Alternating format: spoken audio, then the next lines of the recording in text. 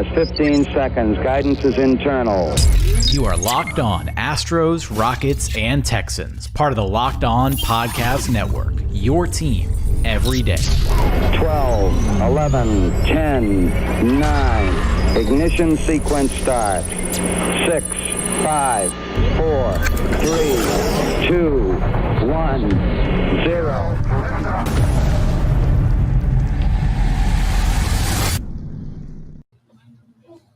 All right, let's go, buddy. Take us off.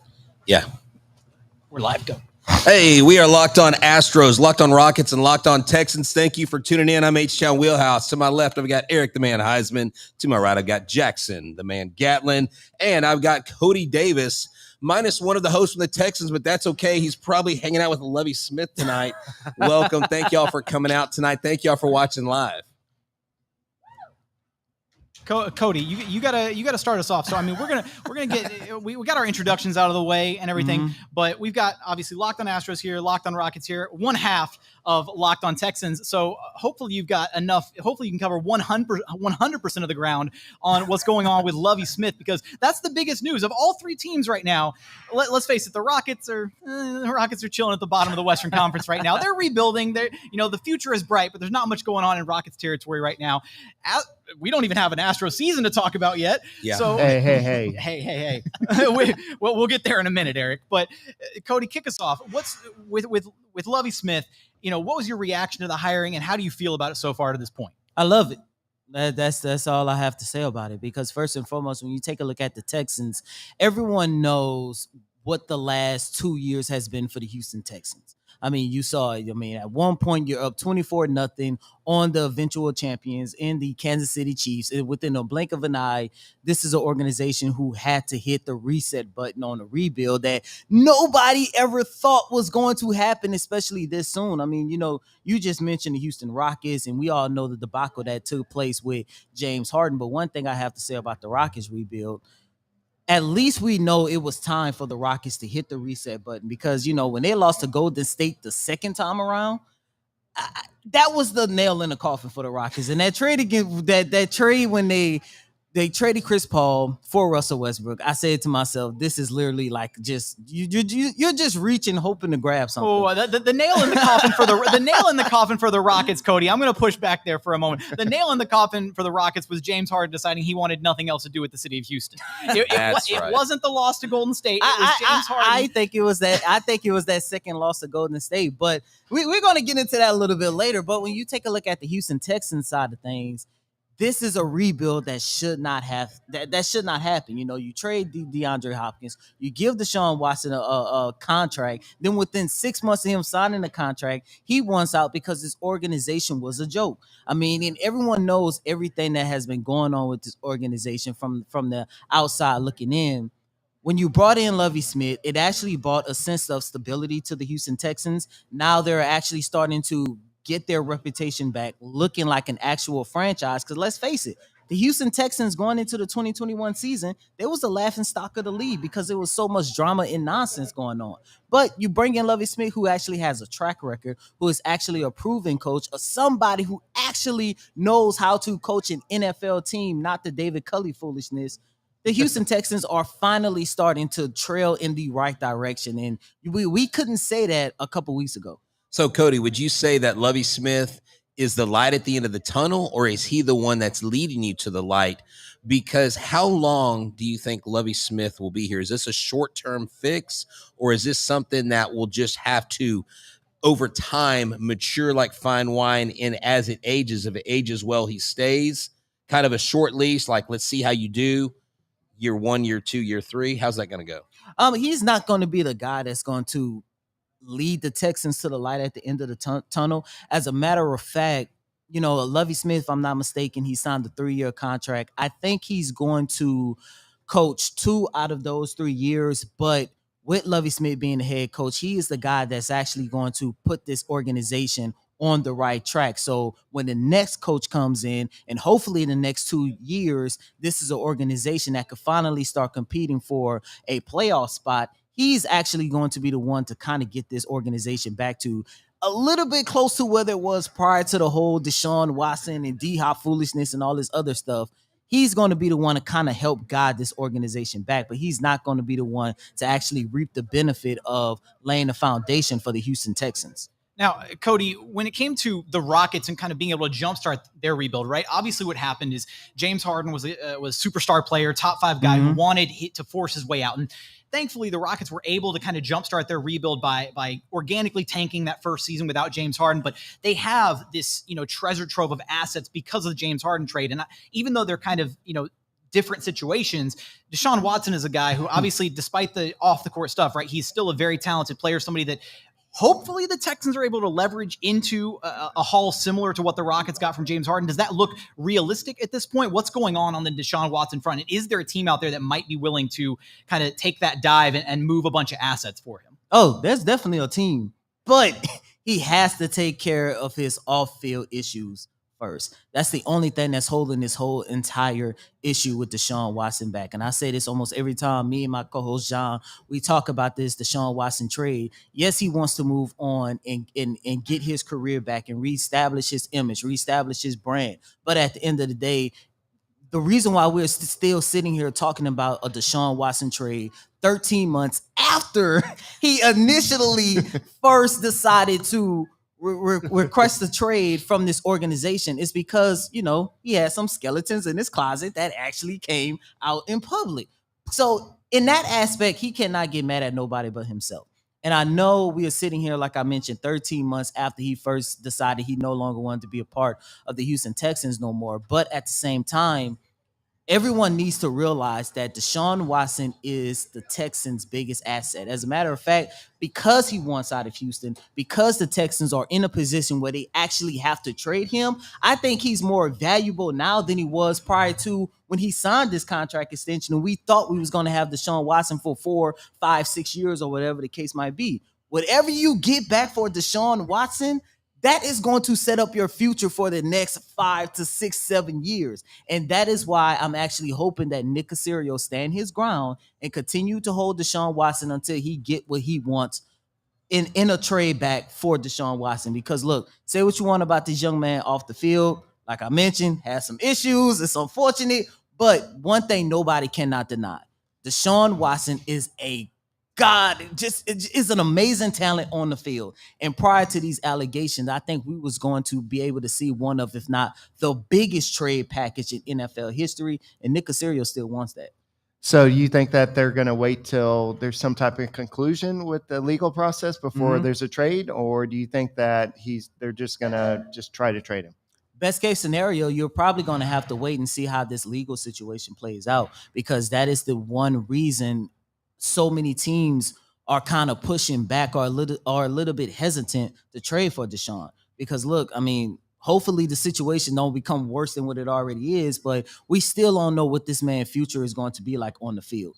So a lot of teams, every time they try to go into trade discussions with Desean Watson and the Texans, they try to get him at a discounted rate. I mean, look, we all human. Anytime we see a product that we want, we try to look for any type of scratches, any type of damages that's on this product to see if we could knock the price down just a little bit more. And that is what the other 31 teams in the National Football League that has their eyes set on Desean, that is what they're trying to do. But Nick Caserio, like I mentioned, he knows the value of Desean Watson on the field, and he wants everything back, and he should. Should Nick Caserio, I mean, at this point, is he maybe able to take like a page out of Daryl Morey's textbook? Because you look at what Morey was just able to do with Ben Simmons, and the fact that everybody was like, "Oh, he's got to trade him. He's got to trade him. He's got to move him. He's got these amazing offers on the table." And Morey kept saying, "No, I'm not moving him. I'm going to stand pat, stand pat." And look at what happened. Daryl Morey stood his ground, waited until the trade deadline. The Brooklyn Nets were just in utter catastrophe with James Harden, with Kyrie Irving playing part-time, Kevin Durant being injured, and then Daryl Morey gets his guy, successfully trades for James Harden, not for the first time, but for the second time in his career as a general manager. So is that kind of the footing that Nick Caserio is on right now, where he should hold his ground and not settle for anything less than the optimal package for Desean Watson? Yeah, most definitely. The only difference I see from what Daryl Morey just did in order to get his hands back on James Harden versus what Nick Caserio has going on, you cannot sit here and tell me that Daryl Morey and James Harden did not have no type of communication throughout this whole entire process. I do not believe that. But They're texting buddies. But in terms of Nick Caserio, there is nobody, at least from my knowledge, there is nobody in the league he is 100% trying to get. But he is standing pat and making sure he keeps Desean, because like I keep mentioning, I said it tonight, I said it last week, said it last month, said it last year. You hold on to your biggest trade asset until you get the value for what he is worth. So do you think he plays more than 11 games next year? Because I'm hearing most people saying that there will be some sort of suspension handed down or something, some sort of discipline where even if you get Deshaun Watson at 11 games next year and then the season after that you get him for a full season, 11 games of Deshaun Watson is way better than no games of Deshaun Watson. Yeah, and the Houston Texans found that out this past season as well. That's part of the reason why they ended up 4-13. With Deshaun Watson and whether or not he's going to be able to play more than 11 games or whatever the case might be, it's all going to come down to whether or not he gets suspended by the league. Right. And wait, are we thinking he's going to play 11 games for the Texans? No, definitely not. I'm like, in other words, where he goes. There is probably less than 1% chance that he ever goes back inside that door for 6-inning Kirby with the mindset of playing for that organization again. So I'm Cody sorry. Probably has more access to that locker room than Deshaun Watson. I'm pretty sure I do. And I'm sorry for the people that's still thinking, well, maybe, he see the hiring of Lovie Smith and maybe he wants to come back. No, there's a less than 1% chance that Deshaun Watson puts on that number 4 jersey again and light up NRG Stadium like he used to. But Desean, it's going to depend on what the league sees, and most importantly, whenever I think his deposition is going to start next week. It's really going to come down to I think it starts next Tuesday. It's really going to come down between what actually happened, how much is he willing to tell, and of course, how much the other people are willing to tell to determine whether or not Deshaun Watson is actually guilty or not guilty for this crime. So at this point, Cody, let's end on a bit more of a positive note with the Texans. I do not want to spend the night talking about Desean. well, let's tee you up for a couple things here. Just regale us with the legend that is Davis Mills, and also what do you want to see them do with the number 3 pick? Actually, with the number 3 pick, well, first, let me start off with your question about Davis Mills. I'm excited. First and foremost, I love watching that young man grow over this past season. I remember the very first day I watched him doing OTAs and training camp. I thought to myself, what in the hell do the Houston Texans get themselves into? Because the man looked terrible. But as the months went on, as he finally started to establish himself as the NFL quarterback in this league, especially the last, I think, 5 games where he threw for almost 1,300 yards. I think he had like 10 touchdowns and only like 2 or 3 interceptions. You can honestly see that there is a talent, there is promise, there is potential in that young man. And I'm very interested to see him have an entire offseason training as the starting quarterback, have an entire season being the starting quarterback of an organization. I think the Texans have something special in Davis Mills. Now, in terms of the number 3 pick, I'm actually hoping that the Texans keep that pick and you go out and get one of the top secondary players in this upcoming draft. So speaking of young players, let's kind of switch gears to the Rockets. The Rockets have a lot of young players. So it's not the James Hardens, definitely not the Yao Ming days, not the Stevie franchise days. It's definitely not the Akeem Olajuwon days. What's going on with the Rockets? What do we have to look forward to with the Rockets? Well, right now, I mean, obviously the Rockets are at the basement part of a rebuild, right? So it's kind of weird because this Rockets organization is an organization that hasn't actually really dealt with a lot of rebuilding over the last 2 decades or so, because under the owner, Leslie Alexander, they were largely a team that never wanted to truly bottom out. They were a team that wanted to be competitive year in, year out. Leslie Alexander didn't want them to ever truly tank and, work their way to the bottom of the standings to pick up a top draft asset. Now, there were a couple times that happened. Obviously, when they picked up Yao Ming, there were a few times where they did have some seasons derailed due to injury and that kind of thing. But those are, largely factors that you can't really control, unfortunately, as far as the league is concerned. And it's kind of, those factors are outside of the organization's control. But past that, they've largely been at a competitive organization. So now they're at this point where they are in the post James Harden era, and they've jump-started their rebuild essentially by spending last season. They navigated away from James Harden. They were able to send him to the Brooklyn Nets, pick up the Nets draft picks for the next decade,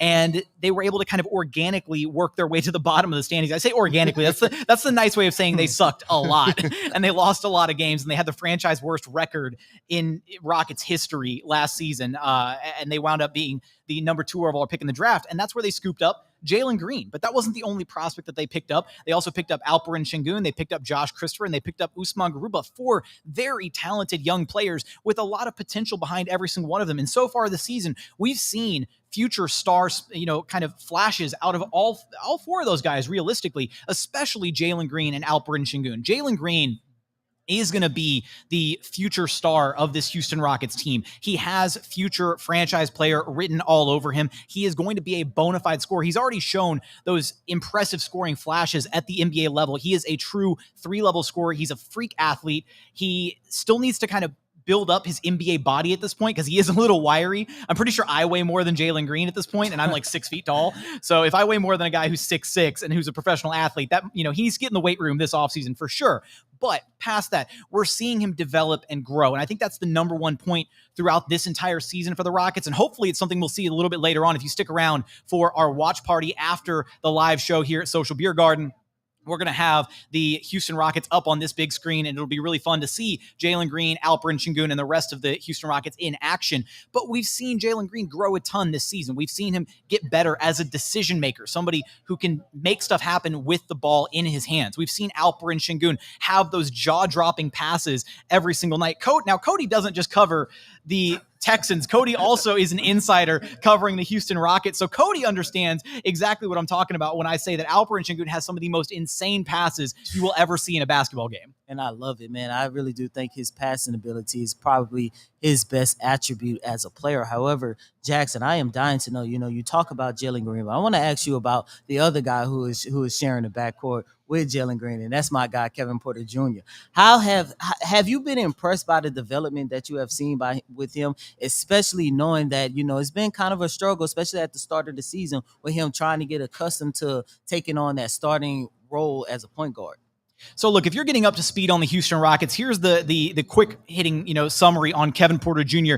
He's a guy with a ton of talent who used to play the small forward position for the Cleveland Cavaliers, came to the Houston Rockets after some off the court issues, and the Rockets looked at him and saw all the talent that he had and decided, you know what? We think you're a point guard. We think you have such incredible capabilities with the ball in your hands. We're going to give you the rock and we're going to let you steer this offense. And that's what they did for the back half of last season. And Kevin Porter Jr. put up insane numbers when he finally got the ball in his hands and, effectively became the point guard for this Houston Rockets team. Then they rolled into this season.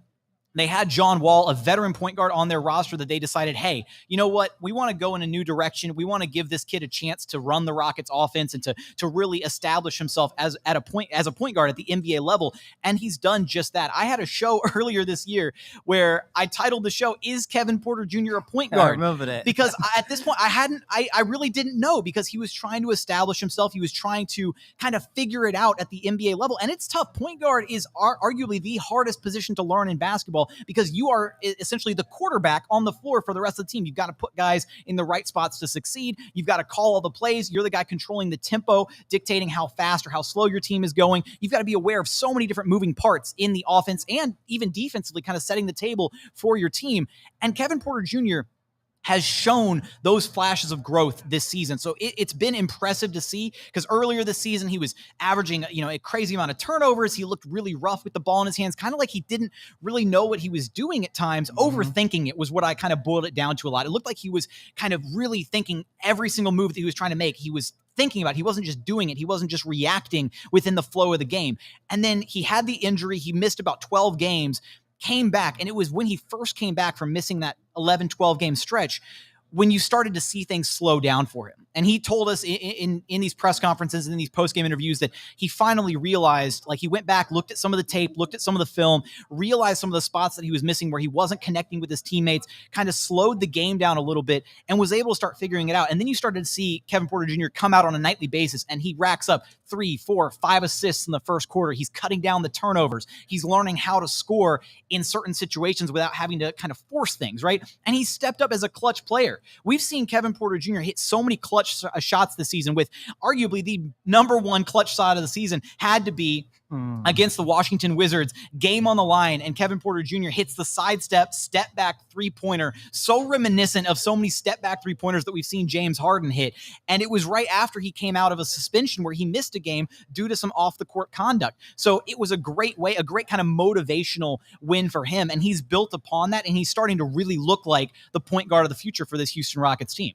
Yeah, this team's exciting. When we've been to games, when we've seen them live, Şengün reminds me a lot. And I'm not saying he's the next Hakeem Olajuwon, but he's obviously getting some tutoring from the Dream, because his moves under the basket, the way he spins, the way he turns, his agility, and to realize that the kid is 19, he's still very raw, it seems like, in the front end of his talent. He's got such an upside. Do you see Green and Şengün to be one of these duos on these teams that, you know, big stars are going, I want to go play with those guys because they've got championship caliber stuff? Well, with Alperen Şengün, it's funny you mention the Hakeem Olajuwon comparisons and whatnot, because he actually he's been in the lab working with Dream on some of his offensive repertoire. And it's funny because he came to the NBA and he had this array of post moves. He was so polished for a kid that was 19 years old. There's a reason he walked away as the MVP of the Turkish league, because he's already so polished as a player. His post moves, he has this array of spins and fakes and turns, and he's so patient. So then to get that and already have that established baseline of offensive performance, and then to put him in the lab with Hakeem Olajuwon, one of, if not arguably, the greatest big man to have ever played the game of basketball, right? You put him up there with all the all-time greats.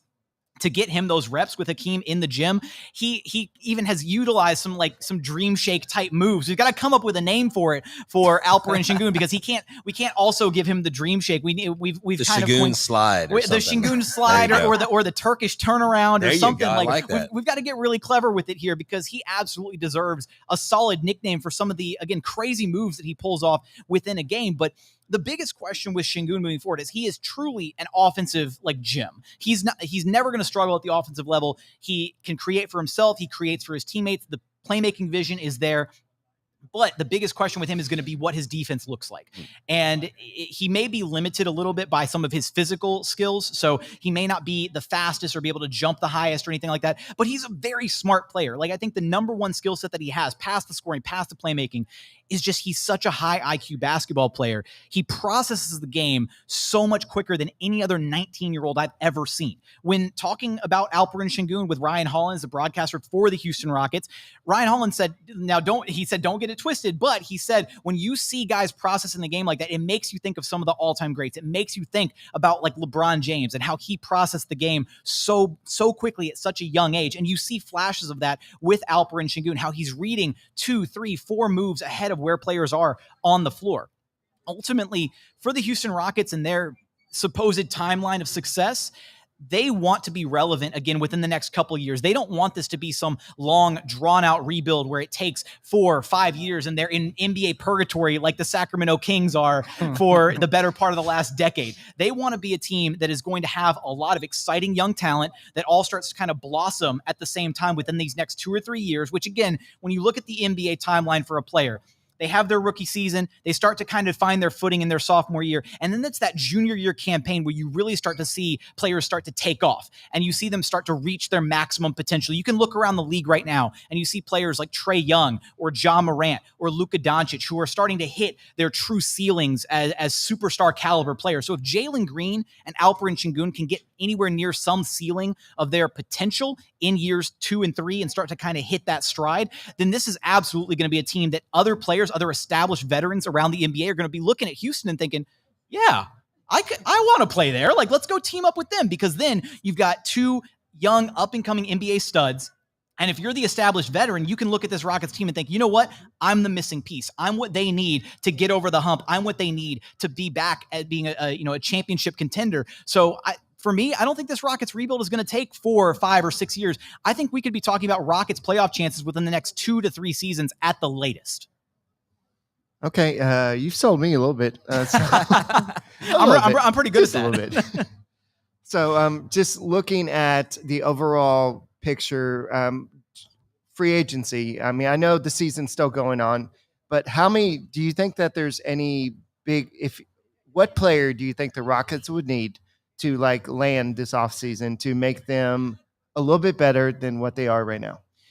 Well, ultimately, unfortunately, as far as their timeline goes, this upcoming free agency kind of doesn't matter for them. Right. Next season, they're hoping to be a little bit more competitive than they were this year, but they're also still dealing with the fact that they have John Wall sitting on the books and he's not playing basketball. And it's kind of tough to be a competitive team when you have $45 million sitting on the bench as an assistant coach. So depending on what they do with John Wall, that's kind of the next big question mark for this Rockets team. They're going to have a top pick in this next year's NBA draft, and that's kind of the next biggest impact player that they're going to be able to bring into the fold is who do they walk away with in this next NBA draft. There's so many talented individuals, and a lot of them are bigs at the top of this next draft. So there are some question marks about what the Rockets ultimately are going to do with Christian Wood, who's their starting center, whether or not they want to move Alperen Sengun into the starting role starting next season, and who they want to pair with him in the front court from this NBA draft. You could take Chet Holmgren, you could take Paolo Banchero, you could take Jabari Smith Jr. They've got Jaden Ivey looks incredible, although the Rockets are kind of stacked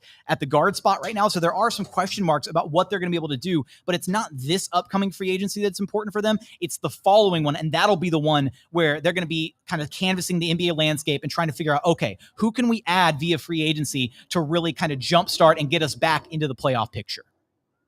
Yeah, I really like that. I like their future. I mean, they have been exciting, even though they haven't won a ton of games, watching their energy, watching them on the field, watching them on the court of play, that their future is bright. So this year, what do you think the biggest takeaway for you as an observer of Coach Silas and how he's done? It's been kind of an up and down season, honestly, because there have been some mixed signals as far as what the coaching staff is trying to accomplish on a game-by-game basis. But I do think my large takeaway is that every player on this Rockets team has improved under Coach Silas. And whether that's a direct result of Coach Silas or whether that's because of the coaching staff at large, pointing to the assistant coaches and all the work that they do with the players, or maybe it's just a bit of the natural progression from the players themselves. Like they're just naturally getting better as the season goes on.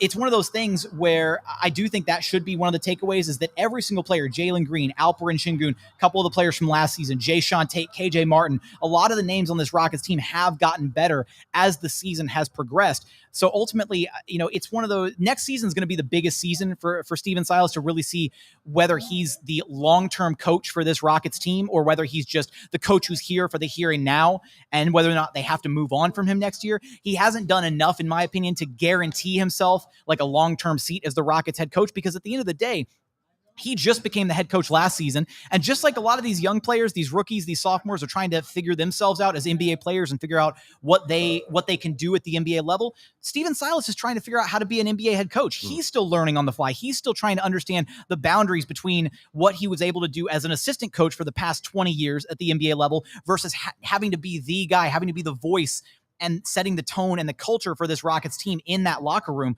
So it's tough for Stephen Silas. He's got a lot to learn, but so far he's been impressive with me. He's very transparent. He's very upfront about answering questions. He does his best to be insightful with media. And I think that's something that goes a long way, because sometimes you'll get some really you'll get coaches who are just really sour. Like they don't want to bother with media. They get tired of being asked questions repeatedly, but Stephen Silas is always warm and welcoming. And he speaks so highly of these Rockets players. And I think harboring that positive connection with them is really important for these young players as they're growing, as they're kind of starting their NBA careers, to have that kind of positive reinforcement from a coach. Now, is that going to be the long-term solution for this Rockets team? And will he be the coach when they're playoff bound again? I don't have the answer for that. We'll learn more about that next season for sure, because that'll be the season when we want to see them be a little bit more competitive. But guys, we have to maybe change gears here a little bit, because I want to Jackson, I'm gonna have to cut you off. Okay. Why I'm gonna have to be MLB owner, and I've given you 15 minutes. So that's all you get. You're the Players Association. That's I don't like what you have to say. So we're gonna have to move on from this. We're gonna have to meet again next week because next week. Yeah, next week because for another 15 minutes, or are we going 20 next week? You're pushing it, Jackson. Well, it depends. The way the MLB talks are going right now, you'll get 10.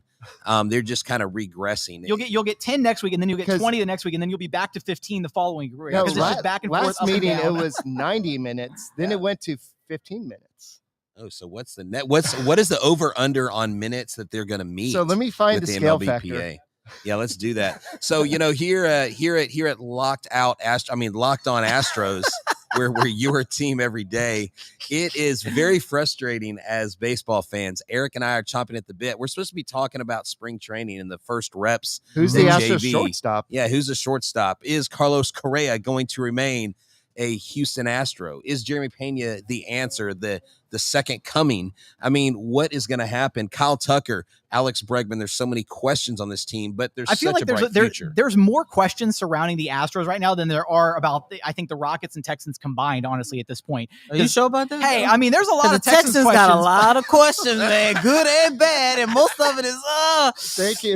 Is that really a question we got to ask about this organization? But go ahead, Jackson. Well, what I wanted to say is, did you guys see the video the other day? I think it was the recent UFC outing here in Houston, where I think Bregman was walking back through one of the Toyota Center tunnels, and somebody was like on camera, but they had the camera like pointed at the ground, and somebody like dapped him up and said, "Hey, you got to get Carlos to come back." And he said, "I'm trying, bro. I'm trying so hard." It didn't sound hopeful. It didn't. I'm trying. Okay, well, maybe try harder with the salsa too, but go ahead. So at that he point, is H-Town Wheelhouse. You can find him at H-Town Wheelhouse. So, what are we looking at here? Optimistic? Is it going to happen? Is Carlos Correa going to come back, or have we already said our goodbyes and are we just kind of past it at this point? I think it all really depends on the CBA talks. If they raise the luxury tax threshold, I can see the Astros going after him. I think that he fits here. He makes sense here. But at the same time, the Astros have an in-house option with Jeremy Pena.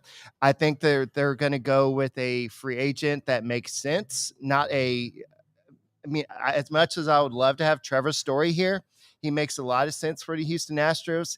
He will cost a lot of money. If you're going to pay for Trevor Story, why not just go ahead and pay for Carlos Correa? But I think that you'll see somebody like Anderson Simmons or Jose Iglesias, somebody to just bridge the gap until Jeremy Pena is ready, and then save the money for Alvarez, save the money for Kyle Tucker, because Juan Soto wants $500 million. And so if Juan Soto wants that much, how much is Kyle Tucker going to want once his time's up? No, yeah. I mean, the salaries in MLB are, I think they're just kind of a little bit out of control. I think pro sports too, at some point you wonder when the dam is going to break on all these salaries. And the problem we have in MLB is that the owners, since the last collective bargaining agreement, their revenue share has gone through the roof, where the major leaguers share has actually gone down. And we had Ben Verlander on the show last night talking to us about that. A former minor leaguer, told us that, he made $9,000 his last year as a fifth-year minor league player. $9,000. I can make more than that bagging groceries at HEB in a year. You know what I'm saying? And so I make way more than that as a teacher in my day job. That's 3 times you've said that in the past week. Well, hey, I'm just saying, it amazes me that these guys play professional baseball. These minor leaguers, they get sent. That basically, they're working year round. They're sent off-season workouts. They have to do what the big league clubs want them to do all year, but they get paid pennies on the dollar. The Astros with Carlos Correa, if I could circle back to that, he absolutely fits in Houston. When I talk to people from other cities who when I go on other podcasts and talk to their host, they're like, Carlos Correa, I don't see him being in any other uniform other than Astros uniform. And one team has popped up lately that was shared with me that I hadn't even thought of. Watch for the California or the Anaheim Angels or the Los Angeles Angels of Anaheim or whatever you call them. Watch for them to come in and swoop because they like making middle finger moves. They hate getting pitching, and Carlos Correa would be another bat. They paid Pujols that big contract. They've got Trout, Ohtani. Why wouldn't you want to bring in Correa? Because they have a hole at short. So with the Correa situation, though, I feel like one of the things that I've seen as kind of a recurring theme is you could kind of like cobble together, kind of moneyball him, like as far as the batting is concerned, but it's the fielding that you really just can't replace. And then also past that, it's the intangibles, it's the leadership, it's what he provides to that Astros locker room. Can you go ahead and say he's the heart and soul of the team at this point? Yeah, the way he stepped up after the whole trash can scandal, the way he just kind of took the whole team. Jose Altuve, he just kind of was quiet about it. The whole team was quiet about it. Even Alex Bregman, he was one of the most vocal team leaders on his team. He just kind of stepped back, but Carlos Correa was the one who took the whole brunt of it. So yes, he kind of became the face of the Astros, and if he's going to leave, that's going to take a big leadership role. Because who's the guy that Framber Valdez, he had issues? Who did they call? Who went up there? It's Carlos Correa. Yeah. Carlos Correa. Whether he was asked to go up there or not, he went up there, and so he is a big leader on this team. And so yes, defensively, offensively, in the clubhouse, he's a big leader. So yes, that's will be a big loss for the team. Talent-wise, this team stays consistent. I think talent-wise, this team is still the favorite to win the West, still the favorite to win the ALCS, to go back to another World Series. But what I would like to see is them win a World Series outside of the scandal, outside of the controversy. 3 World Series in 5 years, and we still are like, okay, why can't you win one past 17? But Carlos Correa, like Eric said perfectly, that he is the face of this team, and he's taken on the whole H-Town versus everyone. He's taken on that mantra, and you absolutely want to see him here. I don't want to see him in an Angels uniform. I don't think you'll see him as a Yankee. I don't think you'll see him as a Dodger.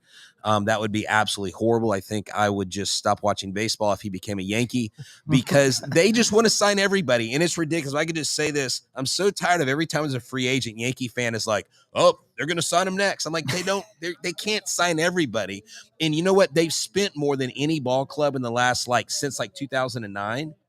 Really? They've got 0 championships since 2009. Dang. One thing I love about the city of Houston, with all 3 of our teams, is the fact that this is a city that actually has an African-American coach, and for you guys managers, repping the 3 major sports. But, you take a look at the Texans, there's a David Culley foolishness last year. Now, we're hoping to get something out of Lovie Smith. Steven Silas was brought in thinking he about to have a championship team, and then all of a sudden he got the youngest and arguably the worst job in the National Basketball Association. But when Dusty Baker came in, no one knew what to expect. Everyone thought that he was just a bridge manager, and within the next 2 years, you bring in somebody else. How impressive has it been to watch Dusty Baker come in the midst of a scandal and still keep this team as one of the best teams in the MLB? Well, at first he was just brought on for that 1 year to be this is a non.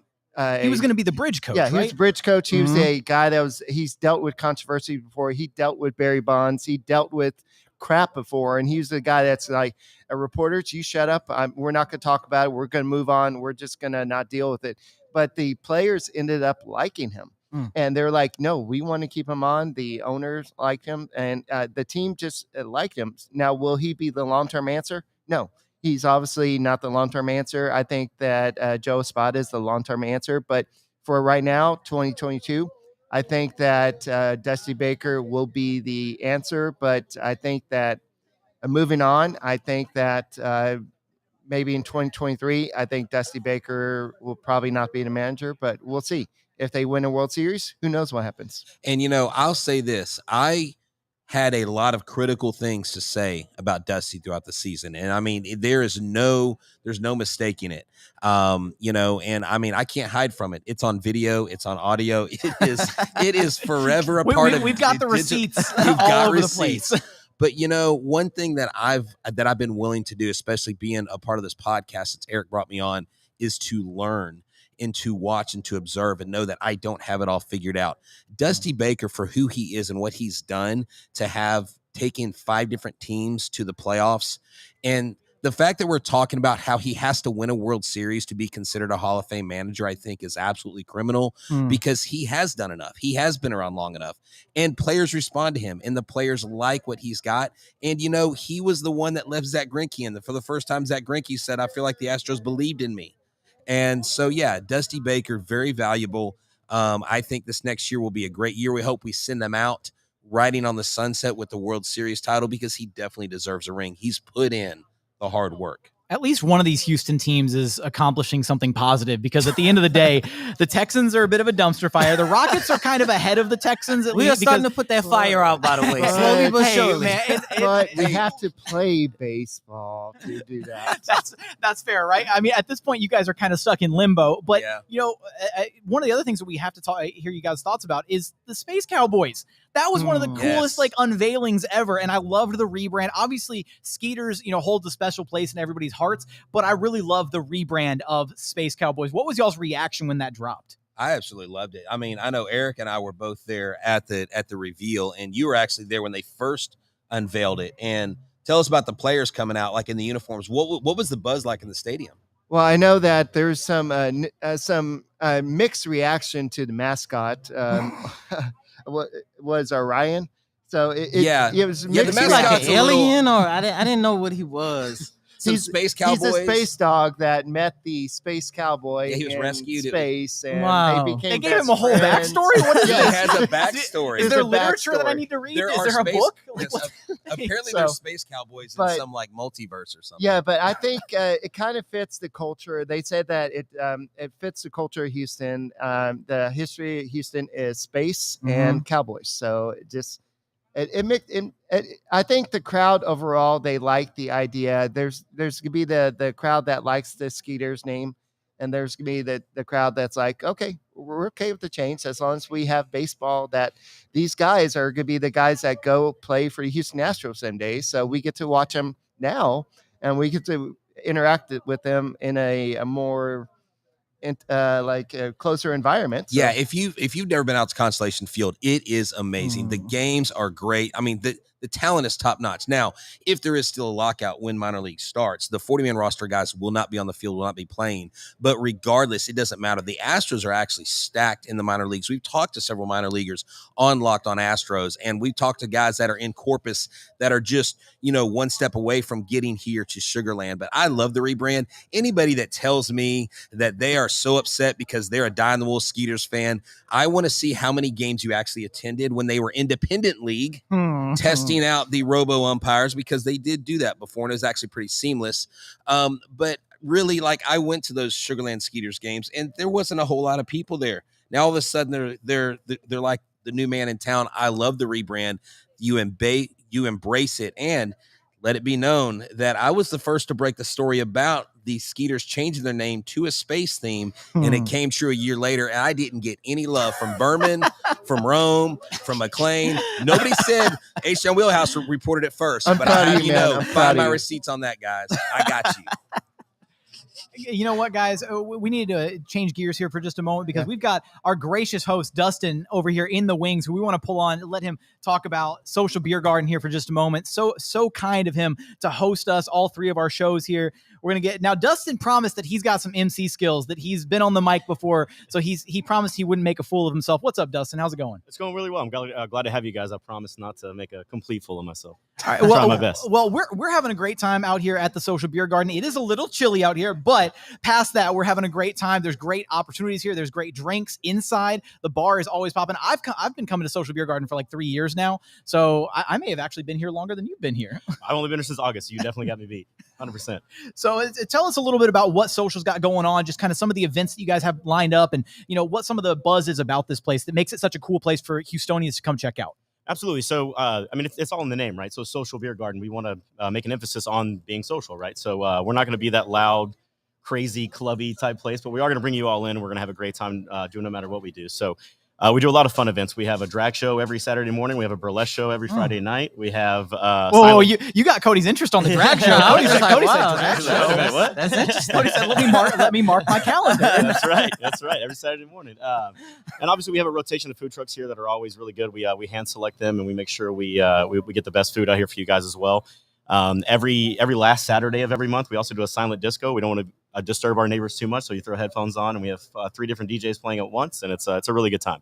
No, yeah, that's awesome. And I know this season, once we get started and get rolling with baseball, we've talked about coming out here doing some lives, possibly, getting some MLB The Show home run derby competitions before Astros games, and so y'all be looking for that. This is a great place you got. I mean, it's tucked away just right outside of downtown. Absolutely. And so, I mean, you guys are open pretty much just about every day of the week. Every day of the week. We open at 3:00 every day during the week, and then Friday, Saturday, Sunday we open at noon. We're open till 2 every day.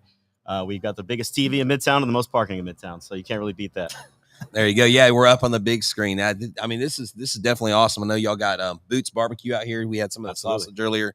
Phenomenal job. Whoa, they did. y'all got sausage. Hang on, I didn't get any sausage. Yeah, it was really Yeah, good, it's over there. I'm man. missing out, They man. got All right, steak. Boots Barbecue. What gives, man? Do I need to come? All right, I'm walking over there next. All right, you know what? Y'all got this, right? I gotta go. I got someplace to be.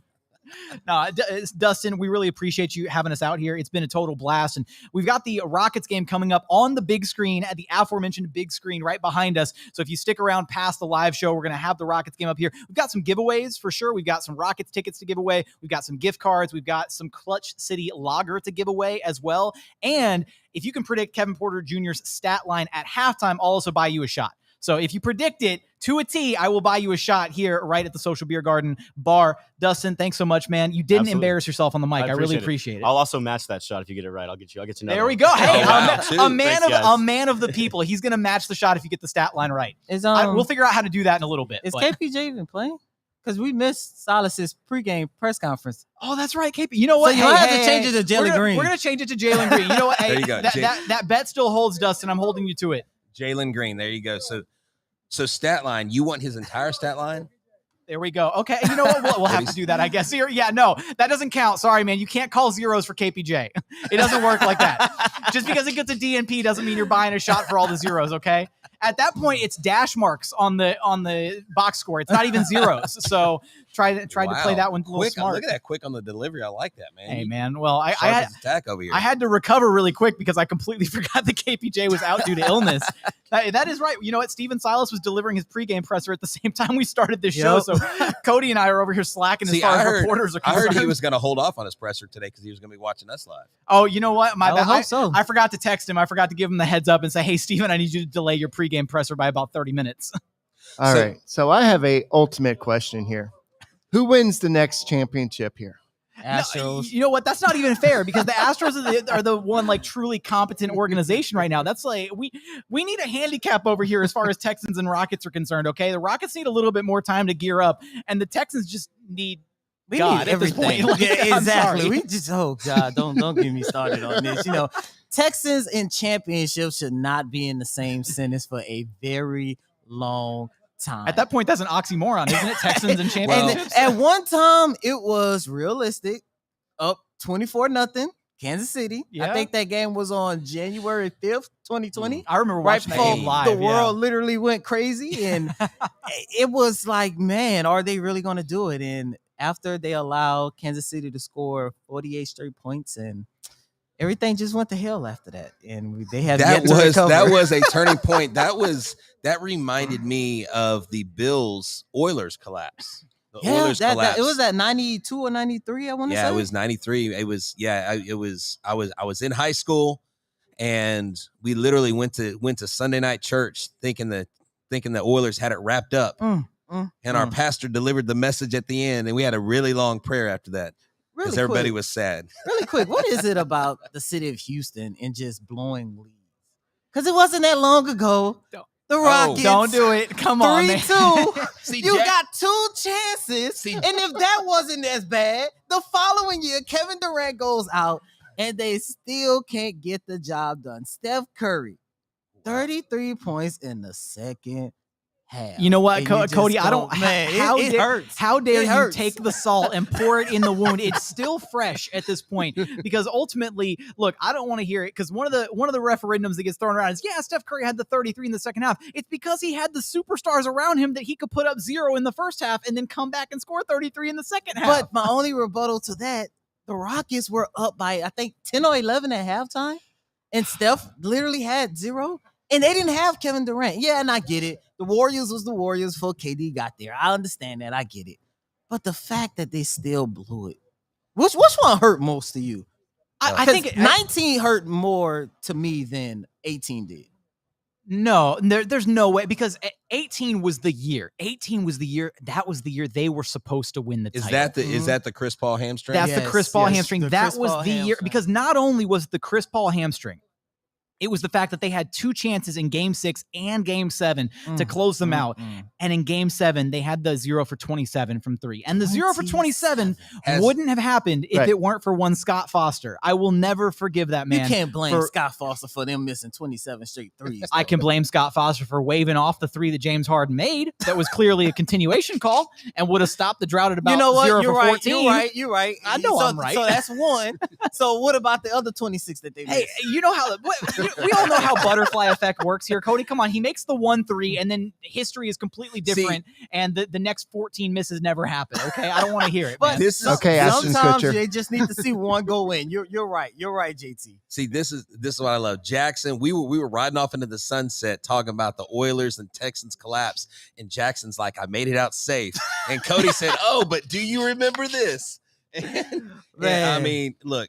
Each team, I mean, even the Astros, I mean, maybe not as big of collapses, but, going to a Game 7 and losing to Kendrick, hitting the foul pole or hitting that home run and them beating us on our home stadium. Now, this last year, I wasn't at that game. I was. Eric was. So I was at game 2. You can Me hear and my it in Eric's girlfriand were voice. there. He goes, I was. Yeah, I we was saw there that 8,000 Soler yards home there. run. It Yes. was like out of the stadium, and I was just like, oh, See, he was so he and I were both at the Albert Pujols home run game where like Lids, the second that ball hit the bat, you heard a collective gasp in the stadium. You literally heard the ball hit the window and the tracks in that stadium. Albert Pujols, a year after, said it in an interview, he could hear the dirt crunching under his cleats. He asked his players to pinch him in the dugout because he thought he was dreaming. So, yeah, we have the H in Houston does stand for heartache. But I really Heartbreak believe Houston. that, let me tell you, if you're a Houston fan and you've been a Houston fan your whole life, you're to be commended because we've been through the thick and the thin, and there's been a whole lot of thin. Haven't been a whole lot of thick. I will tell you, that Braves game, there was a lot of tomahawk chops. There was a lot. It was very. But see, even with that Braves game, I think in that game, Ian, you probably felt this in the stadium. I don't know that they ever felt like the Astros were ever really, they had a chance in that game. I just think the Braves like just beat Game them fair and 7 square. with in the World Series against the Dodgers. It's probably how the Dodgers felt in that game. Yeah, exactly. You knew the Astros were going to win that game in LA. Still sweet. 17 is a legit title. Well, so here, as two kind of outsiders looking in, I'm going to leave the voting up to you guys, and maybe we'll get a stalemate draw here. Which organization do you think is going to be relevant again, or we'll say make the playoffs again? We'll set the bar really low here between the Rockets and Texans. Who do you think? Wow. I already agree, Rockets. Like, I cover both teams, and I can tell sorry, you. did I say that too fast? Yeah, no, I would 100% agree with you. Like, I cover both teams, and, yes, the Rockets, what are they to enter in tonight's game? What they're 15 and 41, 42, somewhere somewhere right around there. But you can see You start to lose track of all the losses. Yeah, I know. I was on ESPN the other day. I was looking for some stat, and I just saw L's just down the road. And I was like, it hurt because it wasn't that long ago. All you saw was W's and greens. But, when I take a look at the Rockets, they already have their foundation in place. And JT, you can let me know if you agree with this statement really quick. But I think one of the biggest issues with the Rockets right now, they need to find a way to get consistent. Because you go back to the game they had against the Phoenix Suns last night, they was in that game. You go back to the 3 games that they played against the Lakers, it literally took LeBron James going GOAT mode in order for them to hold off the Rockets. But when it's a random Monday night against the San Antonio Spurs, and within the second quarter, they're down by 25 to 30 points, it's like, why are we here? They are very inconsistent. And all you have to do is just take a look at this week. Yeah, it's The lack because of of the experience. age. Well, the Astros did the same thing. They played really well against the better teams, and then they kind of played bad against the weaker teams. So. Part of it is, right, you have an understanding, right? If you've played, any level of organized sports, or just even looking at professional sports, is there's kind of this idea that players kind of get up for some of the bigger games, right? So when you're going up against a better team or one of the top teams in the conference, or you're getting up for a game against a LeBron James Christian or Wood whoever, wanting to make a statement against AD. Exactly, right? There's a bit more of a competitive edge going into some of those games, but I think, you guys hit the nail on the head there, chiming in from all across our 4 microphones. It's the inconsistency is because of the youth. They're a young team.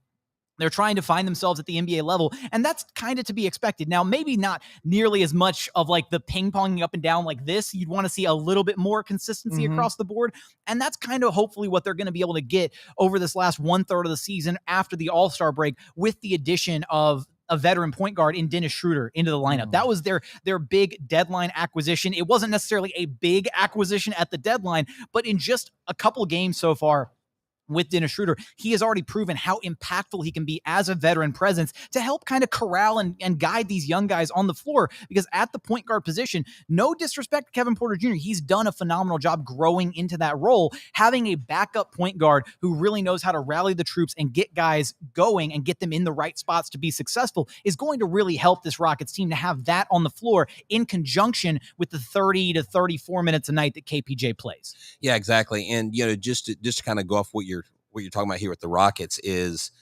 bringing in Schroeder just seems like a phenomenal move for them. But Jalen Green, isn't he heading up the dunk contest over the All-Star break? Is he? He is the headliner. It's really just between him and Obi Toppin at this point. Like those are going to be the 2 finalists, like almost guaranteed. Cole Anthony and Juan Toscano Anderson were kind of just like, it looks like the NBA just went around the league and were like, hey, can you nominate somebody for the dunk contest? Because we really don't have like 3 or 4 names, which is ridiculous because KJ Martin, another player on the Houston Rockets, absolutely should have been in the dunk contest. And he even said before the official announcement was made, or not officially made, but when it was leaked by Shams and Woj, because it was leaked like a week and a half before and they had to pretend like the names weren't out there.